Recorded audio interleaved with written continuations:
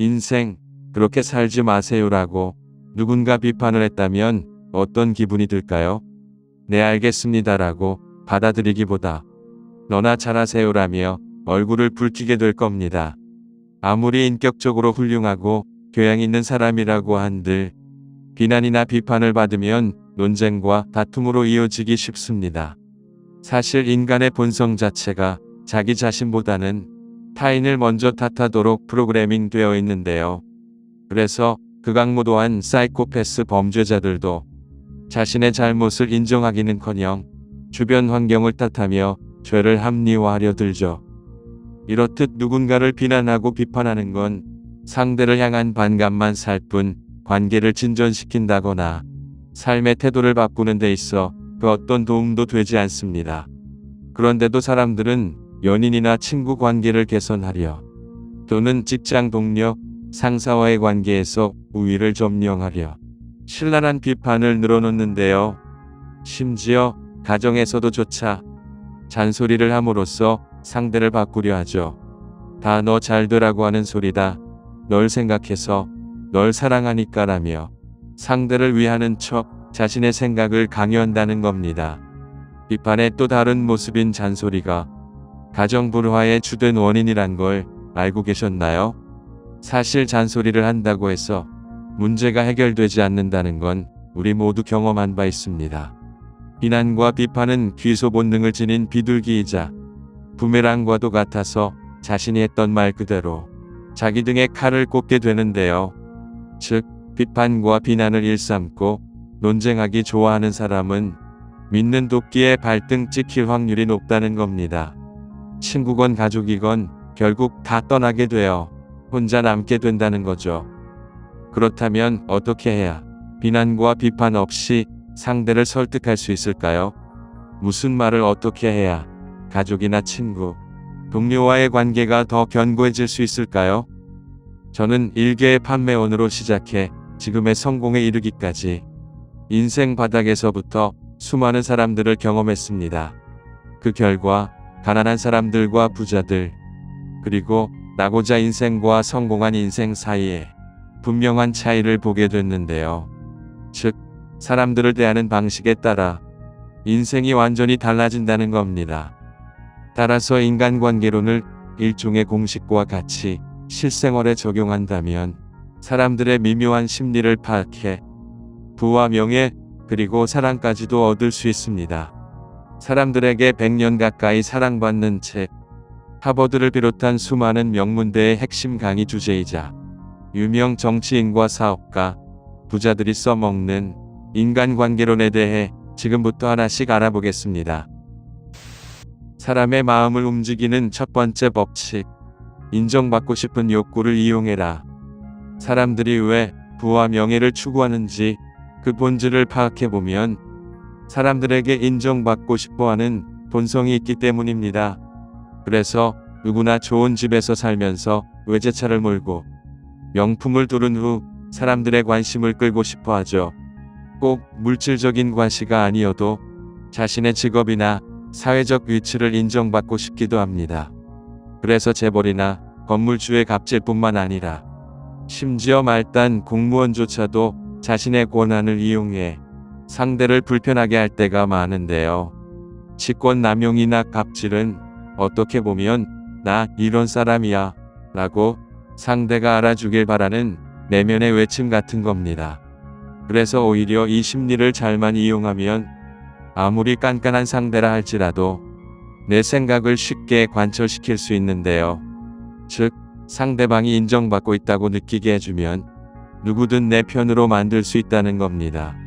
새로운 친구나 연인을 사귈 때뿐만 아니라 관계를 회복하고 싶을 때, 사업이나 투자를 할 때 역시 유리한 쪽으로 상황을 주도할 수 있다는 거죠. 그래서 상대에게 놀라운 심정의 변화가 생겨 관계가 호전된다든가 그 사람을 통해서만 해결할 수 있는 문제가 비교적 쉽게 해결돼 버리기도 합니다. 그렇다면 무엇을 어떻게 해야 상대방이 인정받고 있다는 생각이 들까요? 가장 먼저는 진심 어린 칭찬과 격려를 하는 것입니다. 초면부터 자신의 생각이 옳다 주장하면서 상대방을 비판할 게 아니라 그 사람을 잘 관찰한 후 특이점에 대해 칭찬과 격려를 먼저 해보는 거죠. 일단 체면을 먼저 세워주고 대화를 시작하라는 겁니다. 그 사람의 연고지나 이름, 외형적인 특징 등을 관찰한 후 여기에 관심을 표하고 칭찬을 해보는 게 좋은데요. 칭찬은 고래도 춤추게 하기 때문에 칭찬받은 사람은 상대에게 호의적으로 반응하게 됩니다. 예를 들어 상대방의 이름을 기억하고 자주 불러주는 것만으로도 엄청난 효과를 낳는데요. 김춘수 시인의 꽃이라는 시를 보면 내가 그의 이름을 불러주기 전에는 그는 다만 하나의 몸짓에 지나지 않았다. 내가 그의 이름을 불러주었을 때 그는 나에게로 와서 꽃이 되었다라고 했습니다. 즉, 누군가가 내 이름을 불러주면 내가 그 사람에게 어떤 특별한 존재가 된다는 겁니다. 그래서 이름을 기억하고 자주 불러주면 그만큼 친밀감이 폭발하게 되는 거죠. 미국의 가장 훌륭한 대통령 중 한 명인 루스벨트는 남녀노소 불문하고 만나는 사람마다 이름을 불러주곤 했습니다. 유명인사는 물론이거니와 심지어 식당 종업원, 구두 닦기, 가정부의 이름까지 달달 외우고 다녔죠. 그 결과 주위 사람들은 그를 진심으로 응원하게 되었고 국민의 지지와 격려가 끊이지 않게 됐습니다. 그래서 그가 말하는 성공의 열쇠는 단지 상대방의 이름을 기억하는 게 전부라고 했는데요. 이름을 부른다는 건 당신을 좋아하고 있다는 관심의 표현입니다. 그래서 협상을 하거나 계약을 따낼 때도 이 방법을 통해 상대의 마음을 사로잡을 수 있습니다. 예를 들어 부동산 거래를 할 땐 중개인을 잘 구슬려야 유리한 조건으로 계약을 할 수 있는데요. 물론 중개비를 넉넉히 주는 조건으로 유리하게 계약을 할 수도 있지만 중개인의 이름과 중개소 간판명에 대해 관심을 가지면 특별한 노력이나 비용을 들이지 않고도 중개인을 내 편으로 만들 수가 있습니다. 제 경우를 예로 들자면 이사 갈 집을 계약하기 전 중개인 이름과 간판명을 연결시켜 칭찬을 해보았는데요. 중개인 성함이 하늘이었는데 마침 사무실 이름이 블루부동산이었습니다. 그래서 소장님께 파란 하늘이 생각나 사무실 이름을 잘 지은 것 같다며 칭찬을 해주었죠. 그 결과 중개인 자신도 일부러 의도해서 지은 것이라며 이런저런 얘기를 하게 됐습니다. 그런데 이렇게 몇 마디 나눴을 뿐인데 집에 대한 아쉬운 부분을 저 대신 집주인에게 먼저 언급해 주는 거 아니겠어요? 입주 전 자질구레한 수리와 그에 따른 비용을 집주인이 먼저 부담하고 입주하기로 계약서를 쓴 거죠. 이렇게 이름을 부르는 건 상대를 움직이는 힘이 있습니다. 은행이나 주민센터, 심지어 식당, 카페 어딜 가서든지 저기요, 아줌마 아저씨라고 부르는 것보다 철수님, 영희님 또는 사장님이나 이모님 이렇게 부르는 게 결국 더 나은 서비스로 돌아온다는 걸 기억하세요. 칭찬은 또한 충격을 흡수하는 스프링과도 같아서 비난이나 비판을 기분 나쁘지 않게 받아들이게 합니다. 즉, 상대의 개선점이나 아쉬운 점을 언급하기 전 칭찬을 먼저 해보라는 건데요. 이건 마치 지금도 충분히 잘하고 있지만 단점을 보완함으로써 결국 자신에게 더 좋은 결과를 가져올 수 있다는 기대 심리를 심어주는 것과 같습니다. 그래서 부하 직원이 잘못했다거나 연인 관계가 틀어졌을 때 칭찬을 먼저 한 다음 개선점과 기대 효과를 일러주세요. 좋은 평판이나 어떤 권위를 부여함으로써 스스로 이를 보완하고 발전시키겠다는 생각이 들게 하는 거죠. 예를 들어 시간 약속을 잘 안 지키는 연인이나 동료에게 이렇게 말해보는 겁니다. 자기는 시간을 허투루 쓰는 일 없이 정말 부지런하고 자기 관리를 잘해서 배울 게 참 많아. 그래서 회사에서 승진도 빨리 하고 모든 사람들이 다 좋아하잖아 라고 칭찬을 먼저 해준 후, 그런데 요즘 약속 시간에 종종 늦는 것 같은데 무슨 일 있어? 최근 일이 많은 건지 데이트 약속 말고도 혹시 업무적으로도 시간을 못 맞춰서 불이익이 생기진 않을까 걱정이 된다. 내가 뭐 도울 일이라도 있어? 일이 많으면 약속을 미뤄도 되니깐 다음부터 늦을 것 같으면 미리 알려줘. 라고 본론을 꺼내는 겁니다.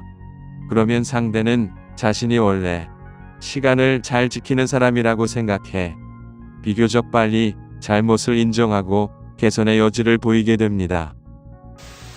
둘째, 상대방의 관심사에 대해 얘기해라. 사람은 누구나 자신의 이야기를 하고 싶어 합니다. 특히 그동안 이룬 업적이나 성과에 대해서 말이죠. 이 또한 자신의 존엄성을 상대에게 알려주고 인정받고 싶은 본성에 기반한 결과인데요. 그래서 자신에게 내세울 거 하나 없는 사람이라도 자식 농사를 시작으로 사돈의 팔촌까지 들먹이면서 자신이 보통 사람이 아니란 걸 드러내려 하죠. 이 말을 반대로 생각해보면 사실 사람은 남의 이야기에는 큰 관심이 없다는 겁니다. 친구를 사귀고 연애나 결혼을 하는 근본적인 이유도 어떻게 보면 자신의 이야기를 들려주고 싶어서 대화할 상대가 필요해서인 거라 할 수 있습니다. 누군가 내 이야기를 들어줄 때 자신이 존재하고 있음을 확신할 수 있기 때문인데요. 그래서 누군가의 이야기를 어떻게 잘 들어주느냐에 따라 그 사람과의 관계가 좋아지기도 하고 나빠지기도 합니다. 친구나 연인 관계를 발전시키는 데 있어 경청이 중요한 것도 이 때문이죠. 사실 경청은 어떤 특별한 게 아니라 상대의 말에 적절한 호응을 해줌으로써 내가 당신의 이야기를 진심으로 듣고 있다고 느끼게 하는 기술인데요. 즉, 눈을 마주치고 고개를 끄덕이고 말을 자르지 않으며 적절한 추임새를 넣음으로써 상대방이 말을 최대한 많이 하게끔 하면 되는 것이죠. 하지만 사람의 성격과 배경이 다 제각각이라 내성적인 사람은 아무에게나 자신의 이야기를 하지 않는데요. 특히 부자들은 시간이 금이기 때문에 지나가는 사람 아무나를 붙잡고 자신의 성공 노하우를 더더욱 털어놓지는 않죠. 그래서 상대의 입을 열려면 마음을 먼저 열어야 하고 마음을 열려면 그 사람의 관심사에 대해 이야기를 해야 합니다. 그리고 마음이 열렸을 때 관계가 깊어진다든가 어떤 부탁을 들어주는 등 협상이 잘 될 가능성이 크죠. 그래서 본론에 들어가기 전 그 사람의 입장이 되어서 직업이나 취미는 무엇인지, 시간과 돈을 주로 어디에 쓰는지, 가장 소중하게 여기는 건 무엇인지 사전에 추론을 해보는 게 좋습니다. 그리고 이에 대해 몇 가지 질문을 던져보는 거죠. 설사 상대방에 대해 모든 걸 다 알고 있다고 하더라도 모르는 척 한 수 가르쳐 주라는 식으로 말을 하는 게 좋은데요. 예를 들어 화장품이나 건강식품, 보험, 의료기를 판매할 때 고객의 관심사를 먼저 파악하고 그 사람에 관해 이야기를 시작해야 합니다. 내가 원하는 걸 서두에 직접 언급하면 반값만 살 테니 판매는 둘째치고 일단 이 사람과 친해져야 한다는 게 핵심이죠. 자선 사업에 관심 있는 사람에겐 자선 사업에 대해 부동산이나 주식 또는 골프나 테니스를 비롯해 반려동물이 됐든 뭐가 됐든지 간에 오로지 그 사람의 관심사에 대해 모르는 척 질문을 하고 조언을 구하는 겁니다. 이렇게 대화의 물꼬를 한번 터놓으면 그날 당장은 성과가 없더라도 나중에 상품이 필요한 시기가 됐을 때 그 효과가 나타나게 돼 있습니다. 그 사람이 먼저 연락을 줘 구매 의사를 밝힐 수도 있고 설령 상품을 구매하지 않더라도 실질적으로 필요한 사람들에게 소개를 시켜주기도 하죠. 대화가 잘 통했던 사람, 관심사가 비슷한 사람, 인정해준 사람, 즉 괜찮은 사람으로 나를 기억하기 때문입니다. 이렇게 내가 원하는 바를 상대방에게 직접 요구하지 말고 스스로 하게끔, 스스로 사게끔 유도하는 게 핵심입니다. 이솝우화에서도 알 수 있듯이 태양과 바람이 힘겨루기를 할 때 직접적인 바람이 아닌 간접적인 햇빛이 사람의 옷을 벗게 했습니다. 그래서 길거리 노숙자가 앵벌이를 하더라도 무슨 말을 어떻게 팻말에 적어 놓느냐에 따라 사람들의 기부금이 달라지게 됩니다. 뉴욕의 한 노숙자가 "저는 맹인입니다. 한 번만 도와주십시오라는 팻말을 들고 구걸하고 있었습니다. 하지만 사람들의 반응은 냉소적이었고 이를 안타깝게 여긴 한 소녀가 팻말을 이렇게 고쳐두었죠. 아름다운 꽃이 피는 봄이 왔습니다. 하지만 저는 얼마나 아름다운지 볼 수가 없습니다. 그래도 여러분의 하루가 아름답길 바랍니다라고 말이죠. 놀랍게도 사람들은 이 팻말을 보고 엄청난 기부를 하기 시작했습니다. 심지어 구걸하는 문구가 없었음에도 말이죠. 또 한 가지 예를 들어볼까요? 부동산을 계약할 때 임차인이 임대인에게 무슨 말을 하느냐에 따라 매도자가 서로 어떤 말을 주고받느냐에 따라 수백에서 수천만 원의 돈이 왔다 갔다 하게 됩니다. 건물주를 만났을 때 집에 대한 칭찬으로 시작해 어떻게 건물주가 됐는지, 힘든 점은 없었는지, 부동산에 대해 이야기를 꺼내보세요. 그리고 집에 대한 아쉬운 부분을 순진한 척 물어보는 거죠. 도배 장판 잘하는 곳을 아시는지, 싱크대 수리는 어떻게 하고, 에어컨은 어디에 달면 좋겠는지 말이죠. 저는 이 방법을 써서 집주인이 싱크대 수리를 해주겠다는 확답을 받은 동시에 가성비 좋은 인테리어 업체까지 소개받을 수 있었습니다. 제 입으로 부탁을 하지 않았는데도 말이죠. 이렇게 상대에게 원하는 게 있으면 그 관심사부터 파고드세요.